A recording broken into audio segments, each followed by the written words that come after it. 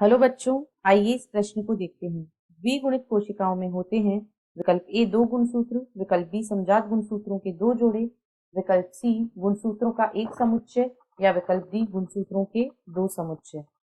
इस प्रश्न की जो मुख्य अवधारणा वह है गुणिता या प्लॉइडी। इसे प्लॉइडी कहा जाता है। यहाँ पर हम देखेंगे कि प्लॉइडी या गुणिता का क्या तात्पर्य होता है।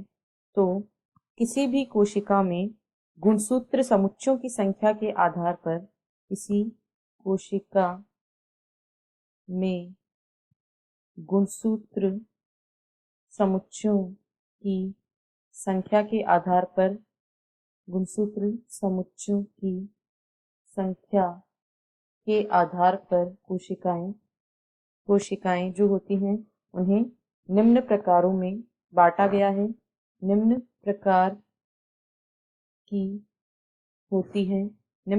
की कोशिकाएं पाई जाती हैं यदि उन्हें गुणसूत्र समुच्चयों की संख्या के आधार पर विभेदित किया जाए। तो अगुणित कोशिकाएं, द्विगुणित कोशिकाएं तथा बहुगुणित कोशिकाएं।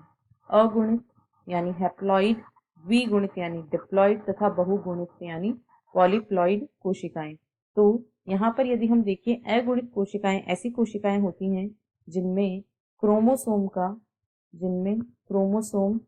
यहाँ पर हम लिखेंगे गुणसूत्र, क्रोमोसोम या गुणसूत्र।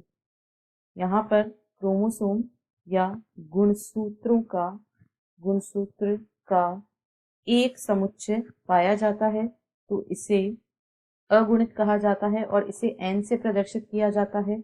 द्विगुणित कोशिकाएं जो होती हैं उनमें गुणसूत्रों के 2 समुच्चय पाए जाते हैं। यहाँ पर गुणसूत्रों के 2 समुच्चय पाए जाते हैं और इन्हें 2n से प्रदर्शित किया जाता है। और जो बहुगुणित होते हैं उनमें गुणसूत्रों के 2 से अधिक समुच्चय पाए जाते हैं। यदि 3 है तो उसे 3n, 4 है तो 4n और इसी प्रकार प्रदर्शित किया जाता है। हमें द्विगुणित कोशिकाओं में गुणसूत्रों के सेट या समुच्चय पूछे गए हैं। तो ये ऐसी कोशिकाएं होती हैं जिनमें गुणसूत्रों के 2 समुच्चय होते हैं। अतः विकल्प डी इस प्रश्न का सही उत्तर है, क्योंकि द्विगुणित कोशिकाएं 2 गुणसूत्र वाली कोशिकाएं नहीं होती हैं, ना ही इनमें समजात गुणसूत्रों के 2 जोड़े या गुणसूत्रों का एक समुच्चय पाया जाता है। आशा है आपको प्रश्न समझ आया होगा। धन्यवाद।